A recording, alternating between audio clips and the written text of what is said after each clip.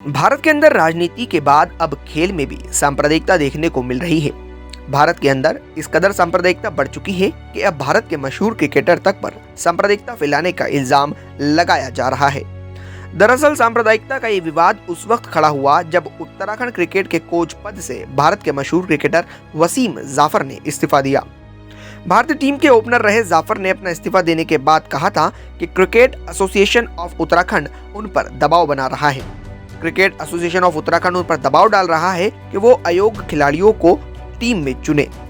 इसके बाद जाफर पर ड्रेसिंग रूम के अंदर सांप्रदायिकरण करने और मुस्लिम खिलाड़ियों को तरजीह देने का आरोप लगा दिया गया। द इंडियन एक्सप्रेस की रिपोर्ट के अनुसार उत्तराखंड क्रिकेट संघ के सचिव महिम वर्मा ने कहा कि उन्हें टीम से फीडबैक मिला था कि जाफर ने ड्रेसिंग रूम के माहौल को सांप्रदायिक कर दिया है और मुस्लिम खिलाड़ियों का पक्ष ले रहे हैं। रिपोर्ट में यह भी कहा गया कि वर्मा ने जाफर पर आरोप लगाया कि जाफर ने टीम का जयकारा बदल दिया जिसमें हनुमान का जिक्र था। उन्होंने कहा, बाद में मुझे बताया गया कि देहरादून में हमारे बायो बबल प्रशिक्षण के दौरान एक मौलवी ने ग्राउंड में आकर 2 बार नमाज अदा की। जब एक बायो बबल प्रशिक्षण चल रहा है तो एक मौलवी कैसे प्रवेश कर सकता है? मैंने अपने खिलाड़ियों से कहा कि उन्होंने मुझे पहले सूचित किया होता तो मैंने कार्रवाई की होती। वसीम ने महिम वर्मा के आरोपों पर एक प्रेस कॉन्फ्रेंस कर सफाई दी। वसीम जाफर ने कहा, इससे नीचे कोई नहीं गिर सकता कि मुझ पर सांप्रदायिक होने और इसे सांप्रदायिक रंग देने का आरोप दुखद है। उन्होंने कहा कि यदि मैं कम्युनल होता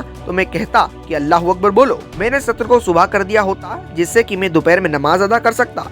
मौलवी को बुलाने और नमाज के आरोपों पर वसीम जाफर ने कहा, मैंने एक मौलवी को बुलाया और ग्राउंड पर नमाज अदा की। सबसे पहली चीज, मैंने मौलवी को फोन नहीं किया। ये इकबाल अब्दुल्ला थे जिन्होंने उन्हें बुलाया था।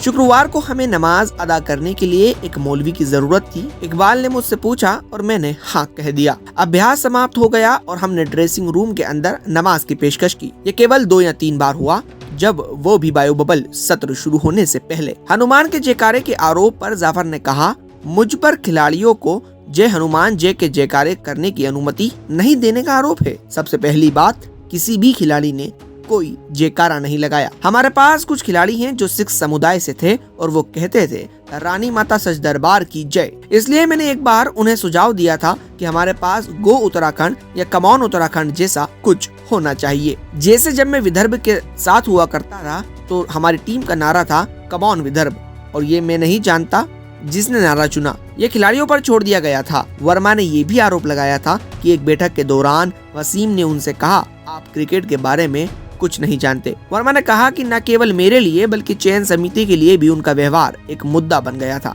इन आरोपों पर जाफर ने कहा कि यदि उनके ये आरोप सही हैं तो उन्होंने पहले ही मुझे हटा दिया होता। जाफर ने कहा कि उन्हें खिलाड़ियों के लिए वास्तव में दुख है। उन्होंने कहा, मैं वास्तव में सोचता हूँ कि उनमें बहुत क्षमता है और वो मुझसे बहुत कुछ सीख सकते थे, लेकिन चयनकर्ताओं और सचिवों के इतने हस्तक्षेप और पूर्वाग्रह के कारण वे इस अवसर से वंचित हैं। इस खबर के बाहर आने के बाद अब ये सवाल उठ रहे हैं कि क्या भारत में राजनीति के बाद अब खेल में भी सांप्रदायिकता का रंग चढ़ चुका है।